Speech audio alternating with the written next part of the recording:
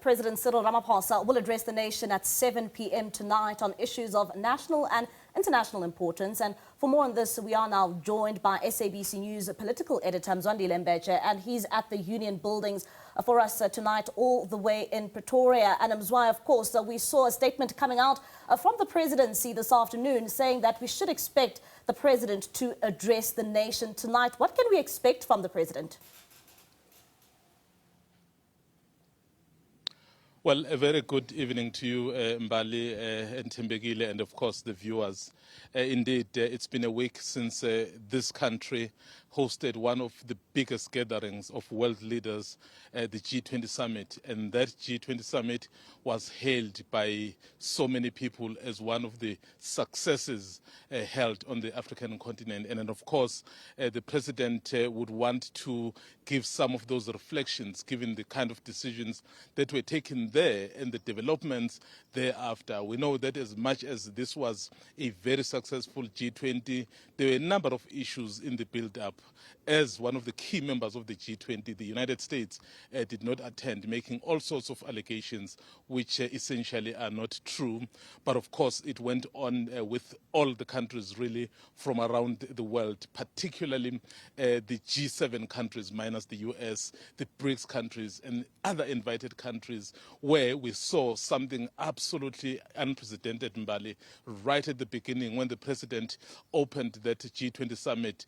These countries adopted a declaration, so which basically told you that they were in one voice. So after that, we know what happened, but the fact of the matter is that this country has held a very successful gathering, and I think the president would want to share some of the insights really into what is going on and how the country managed this and where we are now and where we are going clearly. So to get South Africans into confidence, particularly after the United States has made it clear that in the next G20 summit that it is set to host next year, it is not inviting us.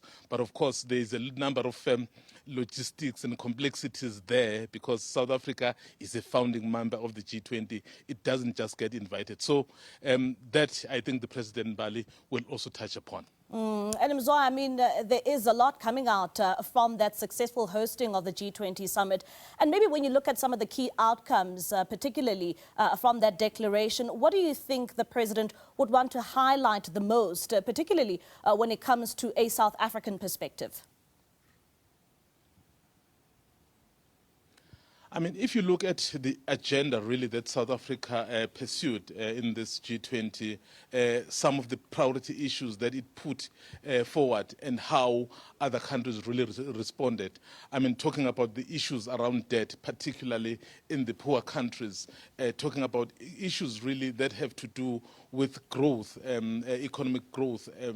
And not only that, but you also are looking at the natural disasters that are happening all over the world and what is it that can be done in terms of ensuring that the countries really take part in making sure that you do avoid some of these. I think the president will really look at some of the priorities that South Africa had put forward. You'd recall that we had put equality, we had put solidarity, and then of course we had put sustainability as some of the themes that we were pursuing as the country.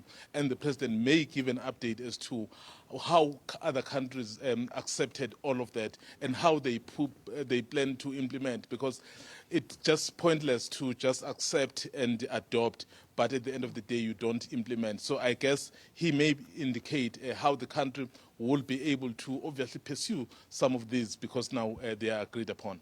And Mzwandile, going back to issues around the G20 and particularly when it comes to the stance that the US played, particularly at Nasrec, and one would say that what was the rhetoric coming from world leaders? Because a lot of people, you know, stating and talking about while the world converged, America was left out alone. And this was because of the stance that they had taken, saying that there is a white genocide taking place in South Africa. You know, there have been so many interpretations, really, to the stance of the United States. And in fact, Mbali, there are a number of commentators who have basically said, actually, it may have been a blessing in disguise that the United States did not come. Not that it was not wanted, but because of the nature of the issues that were being discussed. And it's common cause that wherever there is America, particularly this current president of the United States, the attention tend to center around him. And then you end up not actually looking at the key discussions that were discussed. So you did not have America, obviously, that decided to skip this, making all falsehoods. But the fact of the matter is that the world leaders from across continents came together and basically said they believe in multilateralism, where the countries are really able to come together and discuss issues, not just one country deciding for everyone. And in fact, it did appear, Mbali, that the countries of the world took a dim view of the US wanting to control, to remote control in the absence. I mean, saying to South Africa, you shouldn't adopt a declaration, we'll send people, junior staff to come and receive the handover. So all those, but when you look at the responses, even now, the countries like Germany, I mean, Germany is a very key country in the world. I mean, the fourth most richest country in the world. That's Germany. It's number 4 economy in the world.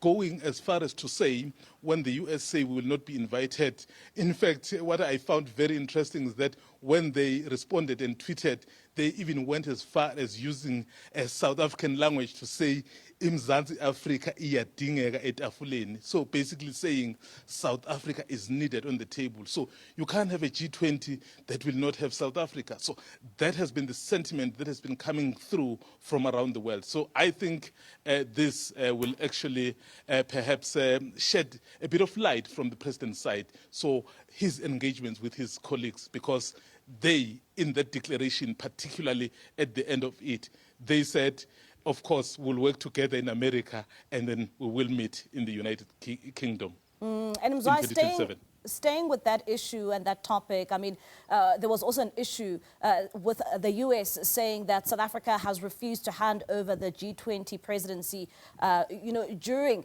the Nasrec summit that took place last week. And we now officially know that handing over ceremony was done at the DIRCO offices in Pretoria, and it was done to representatives from the US embassy. And we continue then to see, the stance being taken once again by the US, saying that because of South Africa's refusal to hand over this G20 summit presidency during the ceremony at Nasrec, and of course stamping that approval, saying that of course South Africa will not be invited to the summit come next year. I also want to touch on something that you touched on, Mzwai, and that was the issue around seeing some world leaders, the likes of Germany, coming out and showing this firm stance against America and its decision, and what it then ultimately means should South Africa not be allowed to go to the G20 summit, particularly after holding the first successful summit on the continent, this G20 summit. What would it mean should we not be allowed to come to the summit next year?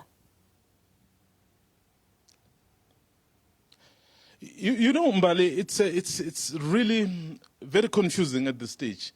I don't even know whether the United States can actually say that, because remember, we are not a member of the G20 at the behest of the United States.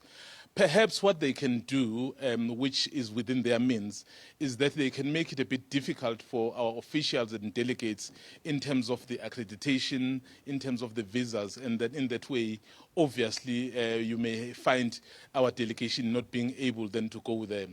But for me, it will be how other countries respond. If just one country decides on its own that one of the partners must not be there. So for me, it is the response of other countries really that will tell a story. I know that others, perhaps with an engagement, it's still a year, so others may want to show support to South Africa, because if you allow it to happen to South Africa, tomorrow it will be you. So it will be very, very interesting, in fact, what this will do to how the world looks at America. Already with the tariffs already with how America has been dealing with a number of countries in the world, there is a great deal of unhappiness. So clearly, if you then go all out and do something which is completely wrong, you are likely to see really a G20 that is not a G20, which may not necessarily be attended by a lot of countries. It may actually have a consequence that the President of the United States may not necessarily like, because, I mean, just imagine if the majority of leaders don't go and then they just send perhaps delegations. So it will be an embarrassment. And then come 2027, the rest of the world goes to the UK. So it is quite interesting. But Mbali, we still have a year. There's a lot of diplomatic shuffle that is still going to take place. In fact, I won't be surprised if even us, at some point along the way, do meet with America and perhaps smoke a peace pipe.